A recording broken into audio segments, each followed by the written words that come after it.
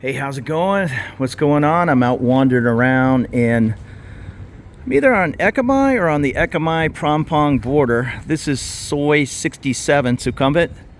You can see it at the end there. And that's the Life building on 67.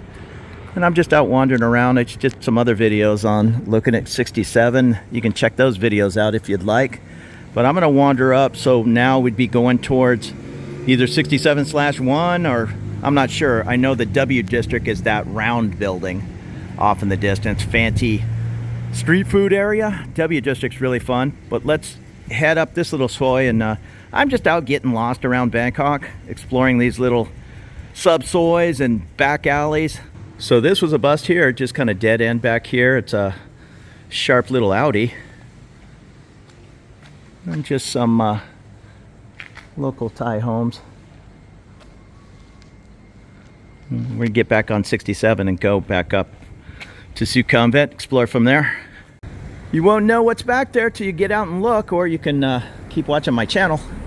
That's what I'm doing, out getting lost in Bangkok, especially in the Sukhumvit area. I live in On Nut right now, but I'm considering moving from On Nut down to Prampong. That seems to be where I hang out most of the time.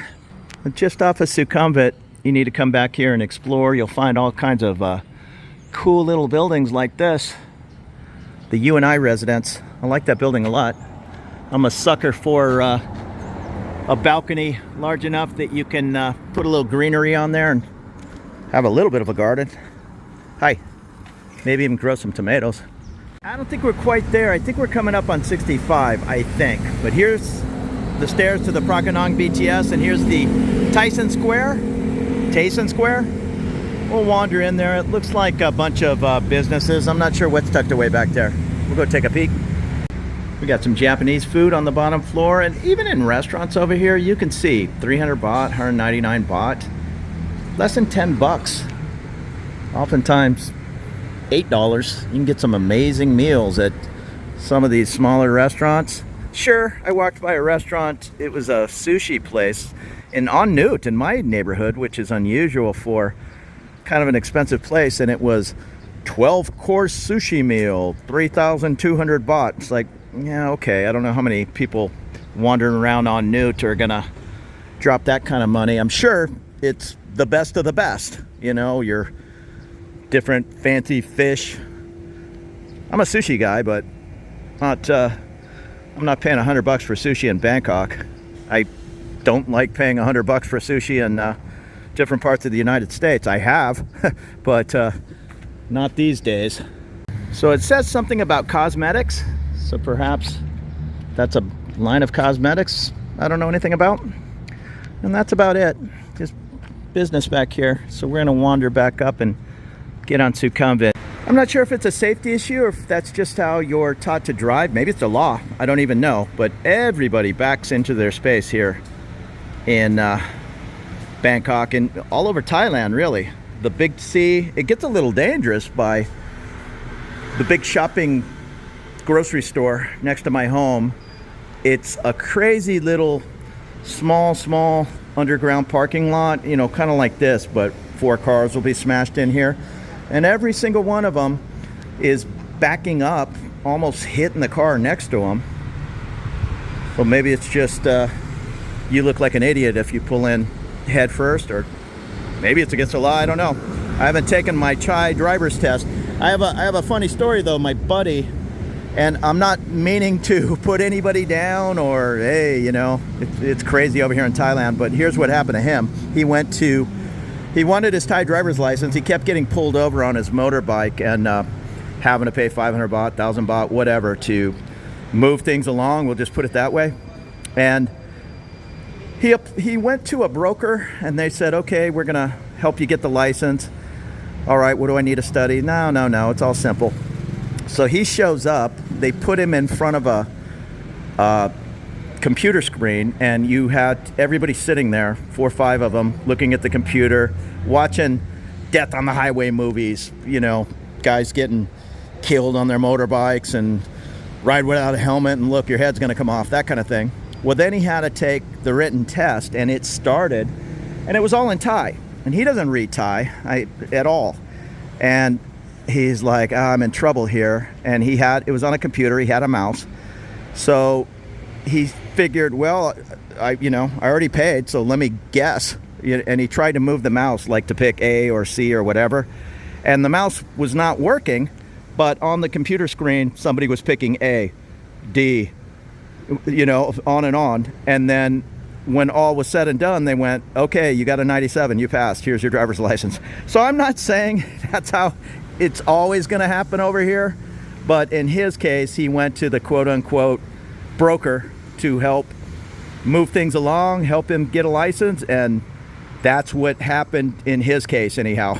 So don't yell at me in the comments that, no, that's not how it works, and you're making the Thai DMV system look bad. I'm just telling you what happened to my buddy. And right at the bottom of Prakanong BTS is the Jasmine Resort Hotel. It's like a beautiful hotel. I'm certainly not telling that story about my buddy getting his driver's license. I'm not one of these guys that, hey, there's all kinds of scams going on over here in Thailand and everything's crooked and all that. I'm not saying that at all. I love Thailand. I love the quirkiness. I love that you can pay, I think it was about $50 US, and have things like that driver's license kind of slide by. I'm not saying you should cheat your way through life, but I'll guess if you just said, no, let me head down and try to get my Thai driver's license on my own, I'll bet it'd kind of be a nightmare. I mean, we all know how to drive. Yeah, there's a couple of rules of the road over here that you need to learn. For instance, when the light turns red, apparently you're still allowed to go for 5 seconds. That happens at every single red light. Oh, here's some kind of big shot. Look at this. These vans are, they're the limos over here in Bangkok, tricked out minivans. That could be anybody. It could be the ambassador to Chile. They're all going to roll around with an escort and to help them get through traffic. I mean, the ambassador to Chile is still a big shot. Well, here's a max value. Max value is a medium-sized grocery store, but if you were to live, that's the hotel, but for instance, if you lived in the neighborhood, this is where you would shop. You always kind of want to be on the lookout. You're not always going to get a Lotus or a Big C, which are huge like Walmart's. Oftentimes, it'll be a Max Value, a Tops, a Via Market. They'll have 99% of what you need. Well, they'll have everything you need. They'll have 99% of what you want. I actually prefer Via the best. They're a smaller market, but they just have a lot of quirky things, like things I don't need. Frozen burritos, frozen tortillas. You're not going to find that in Tesco or Big C, but you'll find it at Via. And I'm not a huge milk tea person, but look, 19 baht. That's nothing. Get a homemade milk tea. Right now the baht's what, 34 to $1 US. Here's a massage place. Thai massage, 250 baht for an hour. I do get at least one massage a week, if not two. And I've said it in other videos, I'll say it in this one. Here's the Badever, however you say that, Bangkok Boutique Hotel. But you can see it's kind of landlocked in between two buildings. It says 950 baht in the window, which is 25, 24 US. What you have to be a little careful about, it might be important to you, it might not be. I've stayed in these places. I'll get them on Agoda or Hotel.com. And then you show up, you go to the room. Hey, this is nice. Why is it only, 25 bucks? And then you realize there's no window. Maybe for $38, you get one of the outward rooms where there is a window, but there are many rooms in that hotel that are trapped in the middle of the building. Not that big a deal, but it's a little like being on a submarine. You don't know if it's day or night. Could be 12 noon, could be 12 midnight. You're just in that little room. And to add insult to injury, they'll usually have curtains on the wall, and you open the curtains and it's a painting of the outside. Up to Soi 69 now. So this is Sukhumvit 69. We'll take a left, head down, take a look. I think that's the sign of the post office, I think.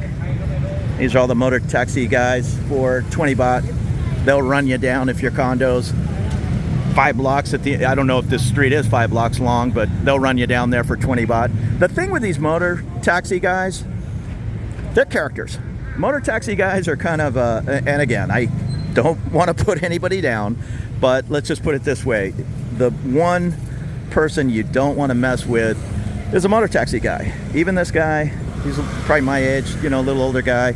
If you get in a fight with him, an argument with him, all of a sudden, this whole pile of guys with weapons is probably going to be coming at you to let you understand that the fare was 40 baht, not 20 baht like you thought, or whatever the case might be.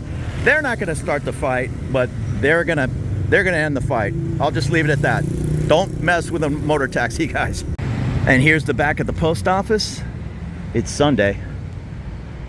Here's a food stand. Thailand's like set up smart, I guess, is how you put it. You got a busy post office here. Let's say there's 100 people that work here. Well, I'm gonna set this business up here, and 20 of them are gonna eat there every day. They're just smart that way. This is the postmaster, no doubt, in his BMW. BMWs are not cheap over here. And here at the post office, you take a number, and then they call you up to your window. And as you're waiting, you can browse some postal snacks. Get yourself a toothbrush. I'm not sure what this is.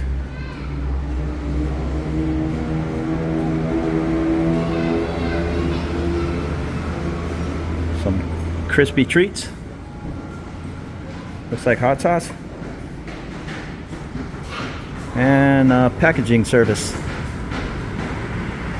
I will say this, I had to mail something to my buddy in Florida, just a letter with a certain document, and it did take almost a month. I think it was like 2 or 3 days short of a month. So it's not going to be that speedy. They offered me an overnight option, or not overnight, express option, but I think that was still 5 or 6 days, and it was pretty expensive, $25. I think I went with the 50 cents or 70 cents 29-day option. And we're just 100 feet up off Sukhumvit. Again, here's that office complex the Texas Chicken's in. And then up here looks like a string of low-rise buildings, just 4 and 6-story buildings. And oftentimes those are great options. Like, say this building right here, if you were to, what's it called, the Felix? Bangkok Felix or Feliz. If you were to find an apartment in there that worked out for you, you're a 2-minute walk to the Prakanong BTS. I will say, Prakanong, there's not a whole lot going on down here as I walk by a snooker bar. But this place, I actually stuck my head in there one time. It's more Japanese people or Korean people. Like, I think it's like a snooker club. I'm sure you'd be welcome in there, but it's not a quote-unquote expat hangout like an Irish pub in Phrom Phong. So that's the one thing with Prakanong, is you got to pick your spots. There are places to go, but this isn't the party area, I guess, of Bangkok or even Sukhumvit. You'll have to get on the BTS Prakanong and go 4 stops, 10-minute ride, and you're there. But if you want to walk out of your condo and have 10 options to, you know, go hang out with other expats and all, little quieter up here in Prakanong. Plenty of expats. You're not just gonna be living in a local Thai neighborhood. It's just a little more mellow. That's a cool bike. I think it was a Triumph. Where are we at? Here's the Sukhumvit 69. Okay, I'm not sure what's going on. This is the Feliz building. And then Sukhumvit 69, or maybe it's the Feliz building on Sukhumvit 69. That makes sense. And I'll go up this street in a minute. After we go up the street, this is a string of cool little, this is kind of a Japanese area. Where are we? Prakanong, and is it Ekamai is next? Yes, Ekamai is very Japanese. A lot of the Japanese business people live in fancy places in Ekamai. So there's a lot of cool little karaoke bars and small, really cool, like you walk in and it can only hold 5 people at the counter, and they're just cooking up some amazing Japanese food right in front of you. Like those fancy sushi bars, but they're making everything. It's kind of a lot of traffic right now. It's Sunday, about 9:30 in the morning, so everybody's hustling out. All right, now I'm totally confused because this says Bangkok Feeliz as well, or Sealiz, I don't know. They kind of look the same, but another low-rise. You can tell by that tiny little balcony that those are small units, but sometimes small is fine. They definitely cool down fast. And there's the MT&T building. Phone number, office room for rent. They got that billboard up so you can see them from the train. Looks like they're doing a little touch up, getting ready to paint the place, but don't be surprised if it stays that way for 5 years.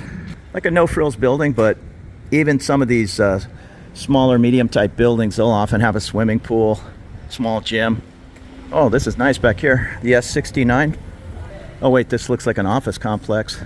Oh, I had no idea this was back here. The training ground, I'll bet that's Muay Thai. Let me wander back there. And I'm gonna be careful sticking my camera in the face of some guys doing Muay Thai, but this is definitely like a large warehouse setup. No AC here, it's just like an old warehouse, and they're in there training. So I gotta talk over the copyrighted music, but they definitely have a Muay Thai ring in there and just a hardcore gym. Actually looks pretty fun. And I had no idea that was back there. The next street up, I've walked by hundreds of times. I maybe have came up the street is at 69 one time, but just making this right turn, I would have just assumed it was an office warehouse or whatever. But no, there's a cool little gym tucked away back here. Looks like it's kind of a hardcore CrossFit gym. Everybody's pumping a little iron, and then they're running around the building. We're almost back to Sukhumvit, and you can see the BTS track. Prakanong is not even a half a block to the right. 9 out of 10 times when I'm up in this Prakanong area, I go to the W District. We'll walk up to it. I've did other videos. But this little side Soi, I'm not sure if this is also part of Soi 69. There's no sign. This is 69. And this little street that runs parallel to Sukhumvit, we'll walk up there, and then I know it ends up at the W District. There's just some really cool restaurants. And I said it before, mostly Japanese. You can get Thai food. I think there's some Korean food here, but it seems like I just seen a half dozen cool little Japanese places. So there's just some local businesses and their homes above. You switch over. And of some massage places. This says Masaru Japanese store. I don't know what that is. I see Mario Brothers. Maybe it looks like a figurine store. It says it's open. It's closed up. It's like 10 in the morning on a Sunday, but just little shops like this. It's 179 baht. I see 200 baht. So affordable for what could be amazing Japanese food. Try not to get hit here. Everybody's avoiding Sukhumvit, ducking up this little alley to make that left, I guess. Here's the Itsy bar and snack. And I don't know what the difference is between a Japanese snack bar or a Japanese karaoke place. One guy got kind of upset with me in the comments. That's a snack bar. You called it a karaoke place. I don't know.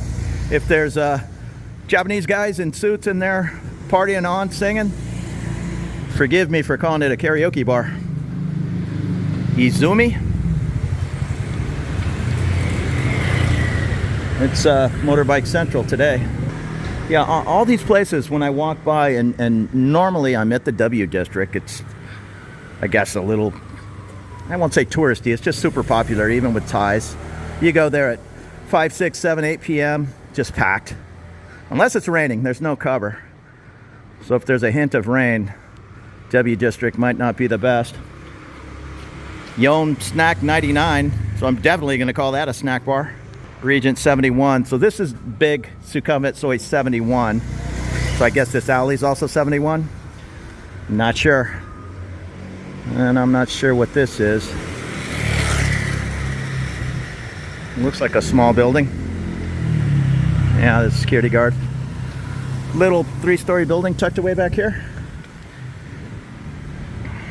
I don't blame these motorbike guys. The quicker they get over with one ride, they can pick up the next fare. But yeah, some of these guys are just zipping down this street going, I was going to say 50 miles an hour. It's probably 30. It just seems faster when they're 6 inches away. And we're coming up on the Sukhumvit mansion, such as it is. Snack bar and karaoke. Okay, now that's confusing. That says it's a snack bar and karaoke. And once again, I don't know the difference. I think young ladies kind of hang out in there and want to drink and sing with you. And that's about it. We're coming up on busy Soi 71, which would be the main drag in Prakanong. But I'm going to head off to the right. It'll probably be all closed up at 10 o'clock in the morning. In the morning. Getting a little hot. Well, at least show you the layout. You can check out my W District videos to see more. Ginza snack.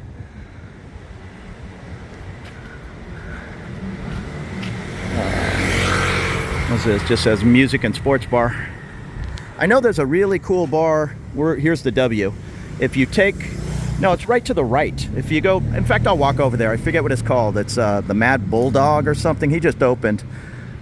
He's having a lot of bands, a lot of the local bands I see all around town, like the, I think it's the Bangkok Beatles. These guys are a really good Beatles cover band. He has them in there, or he did. I saw them in there. One night a week. Cool little pastry place. I can do without eating any more pastry. We'll go into the W District and then I'll show you that. I think it's called the Mad Bulldog because he has a bulldog. And another guy was in there with his visiting bulldog. Yeah, you can see it's all closed up, but all these stands, and this is the main bar, and they'll just hustle you drinks to your table. I mean, before you sit down, they'll already be over there trying to sell you a drink or iced tea, whatever. That's really good Mexican food. But it's really just a fancy street food, permanent little booth. That's open right now, Holy Smokes. Holy Smokes is actually pretty good. And if I'm not mistaken, there's a Holy Smokes in Tong Lo. If it's the same owner, I know it's called Holy Smokes. So maybe this is his satellite office, the restaurant. Maybe he smokes up the ribs and brings some slabs over here. I don't know. But you can get Indian food, Thai food, Nepalese food. And this Mexican food is pretty good. I've talked with this guy a couple of times. Express Mexican food. He visited from Mexico City, I think he said 30 years ago, and never left. So this is the W District. Not much to look at 10:15 on a Sunday morning, but tonight at 10 o'clock at night, this will be packed. Unless, once again, it's raining, because it's just open air. I've only been here one time, but let's pop out of here. From memory, if we go left, it should be right there. And it's the I think it's called the Mad Bulldog. It was good food. I had grilled chicken on, on a bun. It was good. And I think they had some pretty good happy hour prices. The Mad Bulldog Pub and Grub. So almost on the other side, attached to W District. Drink, eat, and rock. And I'll tell you what, it's about 10:30. I've been out walking around since 6:30. So this is about my limit. I'm overheating. Hi, how are you? So check out the Mad Bulldog Pub and Grub. And thanks for checking out Soi 69 and wandering around the Prampong area. We're still very close to Prampong BTS. I'm going to walk up to Sukhumvit, 2 blocks to the right, jump on the train, and head on out of here. So thanks for watching, and consider subscribing if you like these looks around Bangkok. Take it easy.